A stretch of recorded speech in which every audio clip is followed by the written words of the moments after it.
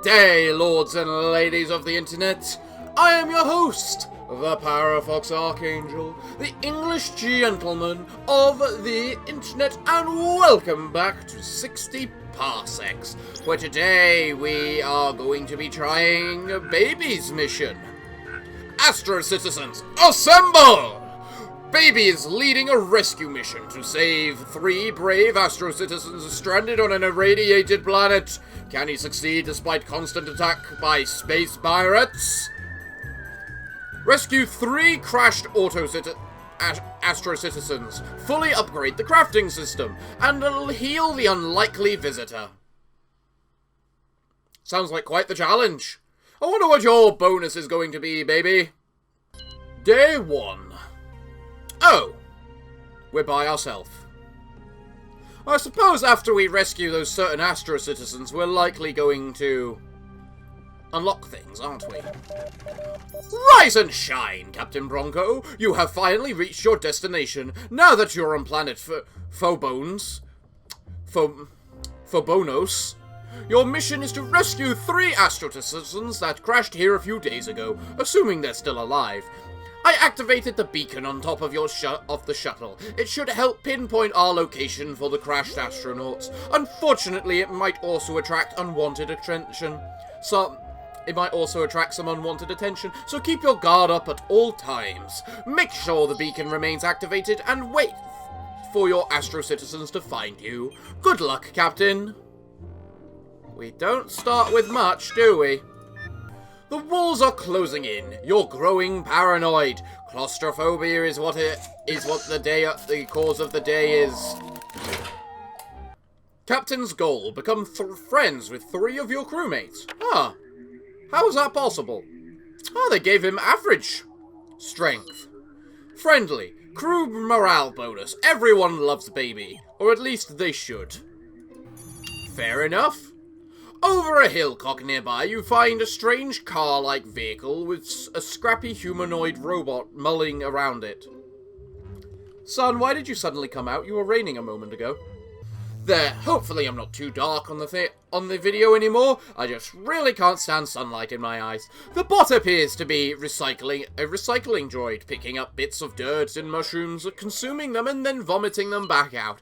It appears to have been here for a long time. Its joints rusted and busted. It repeatedly plugs itself into the vehicle to no avail. Should we jumpstart the vehicle's engine? Why the hell not? We use the battery to jumpstart the lonely little scrapyard vehicle. Robot's vehicle. Its lens-like eyes promptly lit up, and it jammed a pronged hand into a socket on the chassis. It whirred back into vigorous life before zipping around and collecting rubbish nearby. Its inside squeezed up the nearby junk, and out of a funnel of the droid's face fuel poured out into a loose can it was holding. I have no idea what I just said.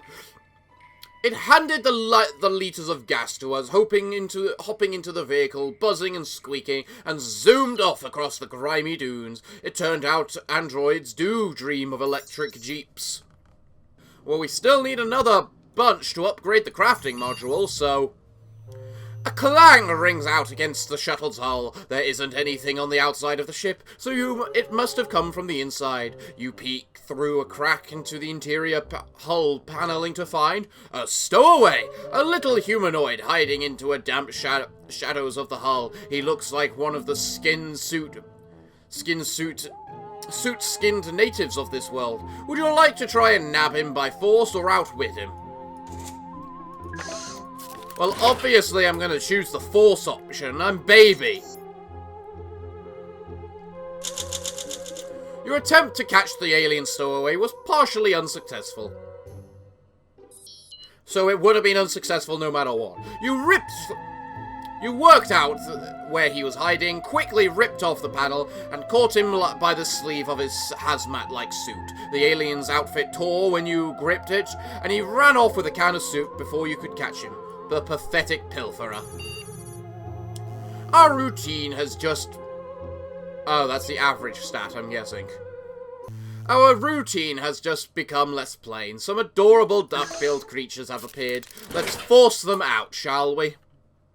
Those leg-hugging creatures proved more tenacious than you expected. No amount of chomping could ever stop their clingy behavior. It was a bit humiliating. If you couldn't deal with such a minor threat, how would you fare against something less cuddly? Good thing they decided to leave you alone for now and move their nest elsewhere. Captain, I received a transmission from ASTROCITIZEN Ellis. He is on his way to the shuttle and should arrive in about 5 days. That's not a lot. That's a while. You know, I've never tried this particular challenge with using the strength attribute. I wonder what'll happen. Oh, we actually succeeded, did we? You squatted low and let out a roar, and jumped through the Boston signed-up portal, disappearing into a dimension breach, and with a flash of blue lightning, the shuttle rocked, and you popped out of the other side of the portal unharmed. The fine print of the pamphlet extended to show that it would take 1 to 2 galactic business days for your verification process, at which time you could begin your universal shopping experience. The pamphlet then explained again to further define 1 galactic business day as 525,600,000 seconds, or minutes even, or 1,000 Earth years. Another portal opened and a well-dressed green tentacle appeared and gave you a gun. Thank you for signing up for eBoston. Here is your free gift. Your account will be active in 1 galactic business day, or 1,000 Earth years. Why is Earth years a measurement of time? Sir, I'm detecting an unusual disturbance in our mini-reactor. You see that the membrane of light? Space-time itself is tearing open. Figures are moving and speaking on the other side. Don't. Through. Exchanged exotic matter, or risk. What do we do? Offer something or attempt to communicate? Move statue! The space-time breach in the mini-reactor chamber was still bubbling when you threw the artifact in there. The figure on the other side, it became perfectly clear for a moment. It was you. The tear closed up just as you got a good look. I wonder what use the artifact will be to the other you. Day 10. And there we have Captain Ellis. Look, baby's looking happy and everything. Yesterday started pretty slow, but you managed to turn it around, browsing your AstroCitizen handbook on the toil. I mean, in the airlock you found a set of exercises and decided to try them out. Alright, yeah, that's the previous thing. Amazing news, Captain. AstroCitizen Emmet Ellis has found his way to your shuttle. I can't say if it was your engineering skill or dumb luck. Dumb luck. But you were able to score a high crafting item. I feel vigorous, do I? Amazing. Resourceful. Wait, I actually get his bonus? Captain, there's something like a constant interference in our comms of late. It feels like musical notes playing on repeat. It's starting to become annoying. You could do something about it, but it would just stop if we ignore it. Who shall we deal with the conundrum? As much as I want Ellis to go exploring... Actually, he probably can still go exploring, can't he? No. No, he can't. Okay, we'll wait a day then. Emmet analysed the repeating sound pattern and understood what needed to be done. An answer to complete the sequence was in order. After a few tries later, he hummed a melody that seemed to complete the sequence. The artifact we previously found shimmered for a bit, surprising everyone, but other than that, silence happened. Nothing else happened. What a boring day. Emmet, time to go on a journey. I'm detecting high levels of an unknown toxin in the air system. Move statue away! Captain, our communications equipment is detecting something. I don't think it's a transmission. I think it's a whale. Something is crying out for help nearby. Would you like to go out and investigate? Of course I would. I am Captain Baby Bronco. I am the hero this world needs. Oh. Hi there, pal. You went out to investigate the eerie cries crying sounds on the stormy dystopian plains, and came back with the stumbling little alien. It seems weak, possibly injured, and as lonely as an emergency escape pod flying through the cosmos. You brought it in and popped it in a corner. You're still hungry, Captain? Well, certainly looks interesting. Ah, I do have a battery in order for you to power.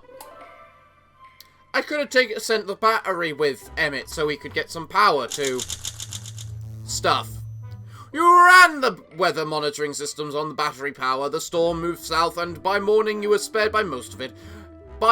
It had completely passed. Ooh, don't you love the smell after it rains? You spent the morning sifting through the washed-up piles of junk, and it mostly was just waterlogged crap.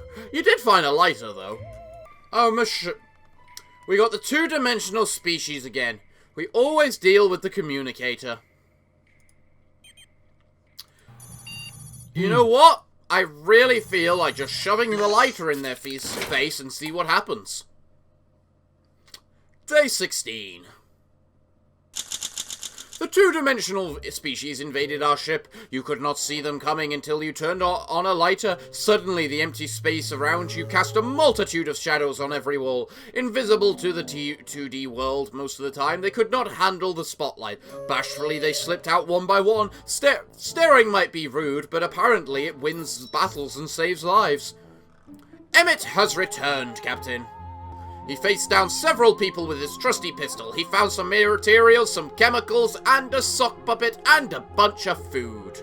Sir, some kind of anomaly is sweeping over us. It's not radioactive or chemical. It's some sort of space-time altering fog. Lights flicker within it as if it carries a charge. Could it be part of this world's ruined ecosystem? Captain, do you see that outside? I didn't think it was possible for a computer to hallucinate, but you see it? The giant kettle? It seems to be speaking to us. It's asking if we've met the sock lady? Does that ring any bells, Captain? Yes. Because this one looks pretty sock-like, I guess. Day 17. Emmet is now rested. Cool. But we can't send him out. Actually, we can send him out. We shouldn't send him out. Mostly because this place doesn't look nice. But you know what, Emmet? You can go back to, what's this thing, by the way? Sir, it's a roving signal nearby. Is passing nearby. Let me analyze it. The signal contained a virus, Captain. It seems to have infected our crafting module. It's reprogramming the module's firmware and is activating it? I'm not sure if it's getting it where it's getting its power, or the purpose behind the module's strange movements. Do you wish to try inserting something into the receptacle, or try siphoning power from it? Well, try siphoning power. Meanwhile, Emmet is going back to Warhead Town. I need to send Emmet with a battery so I can get stuff. Power. God damn it. You know what, I'll send him to the communicator. Who knows? You chose to steer clear of the infected reprogram crafting module, and in the corner, I still couldn't detect its power source, yet you grabbed our battery and tried hooking it up. The crafting module immediately shorted and made whirring sounds. The infection has erased itself and it's returned to its normal state. You know, when I use the battery to get something, I kind of expect to gain something from it. In other words, the battery, you know, giving me power. The little alien we collected from the ruined planet appears to be very, very unwell. You could treat the alien in some way. How would you like to treat it? Help it, Captain. I can use tape, a gas tape, or a gas mask. Or a medkit. I feel the gas mask might help it more. I mean, why else do they all look like that? I'm gonna use the gas mask.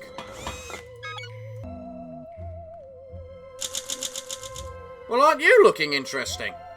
You squatted next to the sick little alien we picked up from the planet's plains outside and presented it with a new mask. It snatched the mask and turned away in shame, then quickly swapped its old broken apparatus for the new one. It took a deep breath and turned back to face us. Clearly that was just what the extraterrestrial doctor ordered. The hell?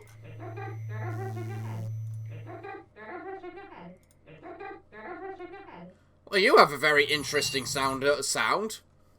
We're receiving a distress signal, are we? Well, we should probably play that. Who knows where it might come from?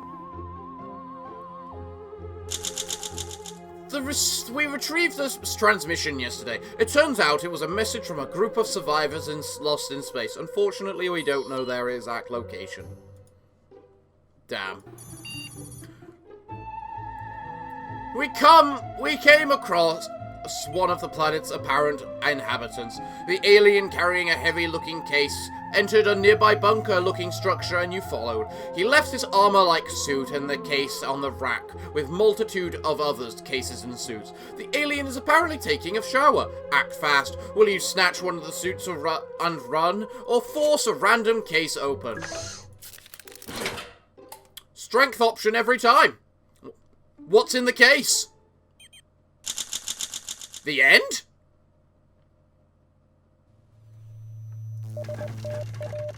You foray into the alien bunker your foray into the alien bunker went well, Captain. You grabbed one of the cases from the rack and wasted no time forcing it open. The lock gave with a crack, revealing myriads of loose electronic components, perhaps scavenged from elsewhere on the planet. Without much time to think, you rooted around among the circuit boards and cables, but nothing appeared useful. You left the bunker in a hurry and you wouldn't have been spotted. Wait, I lost because Emmet died.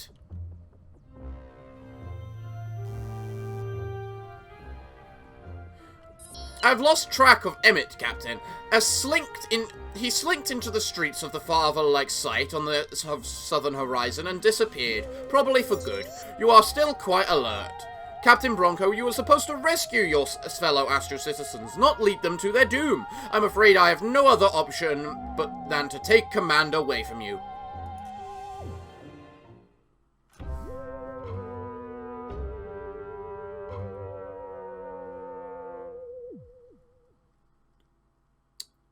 That seems stupid. How did he die? I positively feel cheated there. But I don't know what else to do for the episode. Because if I try anything else, the episode will probably go on for too long. Oh well, we're gonna try that again, because I'm actually annoyed by that. Oh, this is a new event. Captain, this planet's surface fluctuations have caused a part of my interior sensor bank to warp. Some parts of the shuttle system's array are invisible to me, and I like to think my body is a temple. Do you think you have anything handy to warm me up a little? If you could warm up near the panel near the power socket, it should decompress a crucial infrared board, and I'll likely be able to reroute my connections. That's the most illogical thing I've ever heard. Captain, come on, Captain, light my fire. Trusty flip lighter in hand, you fuddled with my power socket and warmed up the panel behind it. I promptly gained full access to my entire Sin shuttle system array. It feels good to have a full read and write and execute all of the ship's systems again. Now I can circuit board all of the ship's electric waves. Oh, great. I'm sick, aren't I? Yes.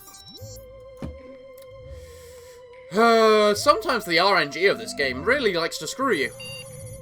This time I used a shovel against the two-dimensional beings. What happened? With a two-dimensional species invaded our ship. With a shovel in hand, you faced a threat invisible yet deadly. Like a rumor on a stock market, you attacked blindly. At first, it seems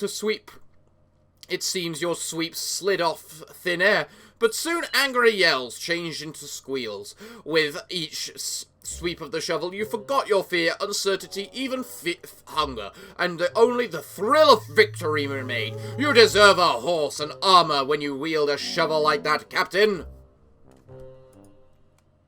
That made me no longer hungry. Nice. Sir, a sound just came from nearby. It appears to be a cockroach? The size of a school bush. Scratch that. It's a dead cockroach. A figure is sitting on top of it, out of breath with spear in hand. It has seen us. It's approaching. The masked alien is rubbing its stomach and gesturing our way. I think it wants food. Do you want to offer it some? I'll see if I can translate its mumblings. I see no reason not to offer it food. The little cockroach killer appreciated the soup you gave it. It then threw a spare spear your way, lightly, and spent several hours training you in the way of roach slaying. You feel nimbler than before. After it left, I managed to translate some of what it said to us. I'm a rad roach hunter, as in, I'm a radical guy who hunts roaches. Do you have any food? An earnest chap, apparently. You made an the correct choice, sir. Oh, I've never seen this. Hey, Captain, it's me, Backley, the ship's backup AI module. Listen, some transmission bounced off our hull and knocked out Astro. Must have contained a virus or some junk. You might have noticed the occasional electric shock through the cabin floor. Let me troubleshoot. Zzz. Right. Yep, that's caused by the virus. So you either use your wild animal-like strength to pull open Astral's module and yank out the safety mode reboot plug, or you try to hack into his terminal software. Obviously, I'm going to use the strength, even if it is a crew attribute. Captain, I must thank you for pulling me from the brink of digital madness. Backley filled me in. You managed to tear open my CPU hatch. I managed to trigger an emergency safe mode reboot. During the restart, an emergency oxygen mask popped out my CPU housing. If only we had known that was there sooner. Perhaps I should offer Sprinkly? Yeah, if only we did know that was there. You could have saved me. I saved our little friend again. He's back now. Sir, are those tremors? Something burrowing up from beneath us? Rather like some kind of giant sandworm, or a periscope-like object is poking through the gritty earth. It appears to be extending little prongs in various directions. Do you want to attempt to yank the strange tuber? Sure, why not? What's the worst that could go wrong from just pulling on random tweezers? You grabbed the periscope-like thing that popped up near the shuttle and gave it a good tug. It resisted, so you tugged again. Then you heard squeals of alien panic emanating from the earth below. Muscles bulging, you tore out increasing spools of that thing. Once the last chunk of tech fell on the grey soil, the end of it looked like a communication device. With a fiddling, you gained a working communicator. Nice. I've received a transmission from ASTROCITIZEN Man. She is on her way and should arrive in 10 days. Ah! Nice. We got the same message as before. Don't through exchange exotic matter and risk. We can do that with the communicator this time. Let's see what my other self is trying to say. The space-time breach in the mini-reactor chamber was still bubbling when you pulled out the communicator. Just as you turned it on, a pair of arms wearing ASTROCITIZEN patches reached out of the shimmer. One yanked the communicator away from you, while the other shoved an ASTROCITIZEN handbook in your hand. You already tried to reach in, but the tear was already gone. So I traded a communicator for an ASTROCITIZEN handbook. Fair enough. Let's give our little alien friend his mask.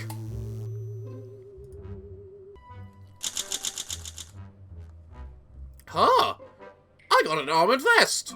Thank goodness the reality-bending nightmare ended, sir. It must have been caused by a detonation of a powerful weapon, not a nuclear or chemical one. Throughout the ordeal, you decided to focus on the artifact on the shelf, which was behaving remarkably normally, until it raised its arm, pointed at a wall, and behind that wall was an armored vest. Nice! The end? Again? Seriously?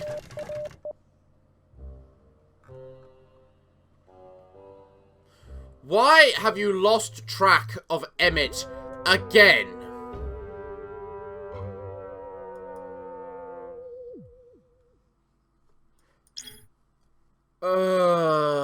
Can I only just send them out on once? Can I only send each one of them out once or something on that in this mission? Well, either way, everyone, I'm afraid I'm all out of time for this episode today. So, sorry if it's a little on the short side. I was trying to skip through the boring bits to get to the interesting bits. So, everyone, what can I say other than thank you all for joining me today. I have been your host, the Parafox Archangel, the English gentleman of the internet, and I hope to see you all again next time. But I'm afraid that, until then, it is time for me to bid thee all farewell, good day, and finally, good night.